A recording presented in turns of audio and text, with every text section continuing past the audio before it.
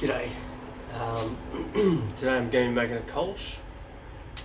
Yeah, it's been a little while since I've actually done a vid, like a beer brewing vid. I think the last one I did was for kombucha, I think, a little while ago.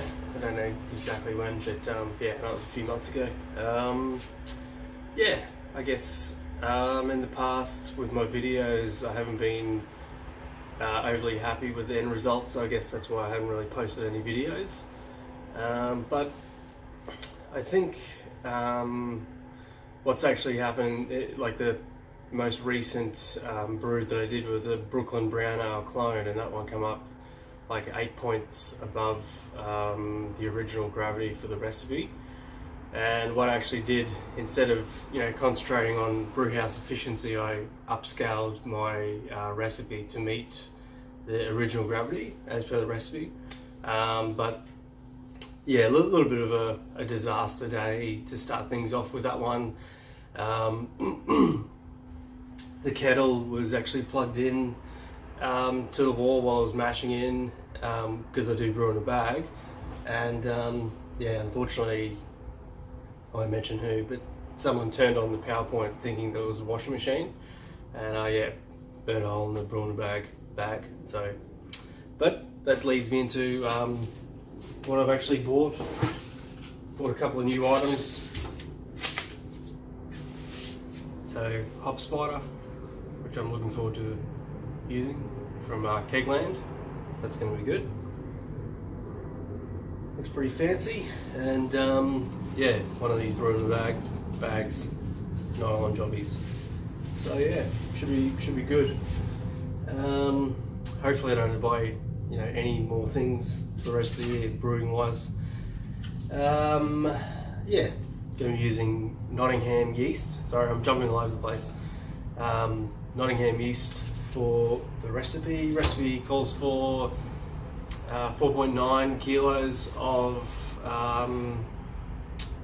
Pilsner malt, and I've just got a 60-minute addition of Hallertau and a 30-minute addition of Tettnang, about an ounce, 28 grams. Yeah, I'll probably edit some of this out, so next part of the vid will be at mash in. Okay, cheers.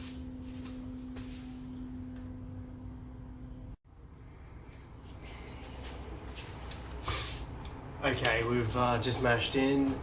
Got the strike temp up to about 69, between 69 and 70, because yeah, the recipe called for a mid 60 mash.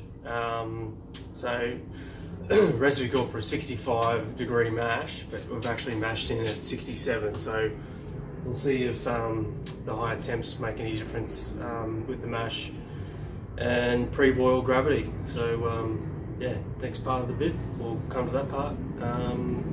Should be up around, close to the first hop addition, which will be the boil. So yeah, see you then. Cheers.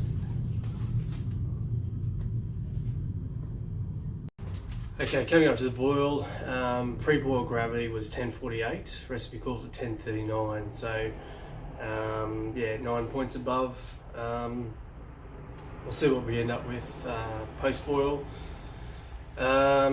Yeah, I don't really want to, but I might have to add some cooled down boiled water just to dilute the wort post-boil if it's above, that same area, if it's 8 or 9 points above what the original recipe intended for.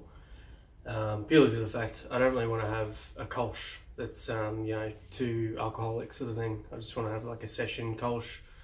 I think the standard's about 4.4, 4.6. So yeah, the previous recipe, as I spoke about before, the Brooklyn Brown Ale, it turned out to be like 6.4, and yeah, that was just far too alcoholic for my liking. So I ended up adding 2 litres of cooled down boiled water from the kettle, and now it's still like full strength. It's still like 5.1%, but definitely not as alcoholic as what the original wort was at, as per the brew day.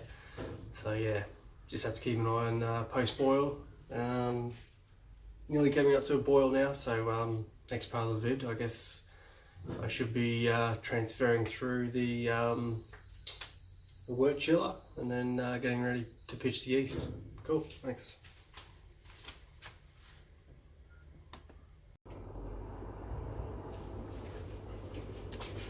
G'day again. So just having a look at the temperature of the wort. It's coming down 30.9. It's coming down to the temperature that I need, which is 14 degrees. So I'm using the Nottingham yeast, wherever it is behind me. So yeah, I'll probably pitch it around when it gets to 28 degrees, and then as it gradually climbs or goes down, it should be okay. Yeah, you can sort of get away with brewing Nottingham at I think 11 or 12 degrees. So I just want to have cooler ale fermenting temperatures just to get a bit more crisp, because it is a kolsch. So even though it's an ale, it does need to be lagered because of the style. So yeah, that's all good. Original gravity was 1052, which I believe, if it is, I'll super on the screen anyway if it was on target or whatever, but yeah, I'm pretty sure that was what the recipe called for, so 1052, so reasonably happy with that. Yeah, just about to double check the gravity reading with the refractometer. Yeah, but overall, obviously got the tedious chore of doing the cleaning, but yeah, pretty good brew day. So this second batch of my beers where I've actually upscaled the percentage of the grain. I'm not really worrying about efficiency too much. So yeah, really happy with the end result. So yeah, got any questions? Let me know. All right, cool. See you on the next one. Cheers.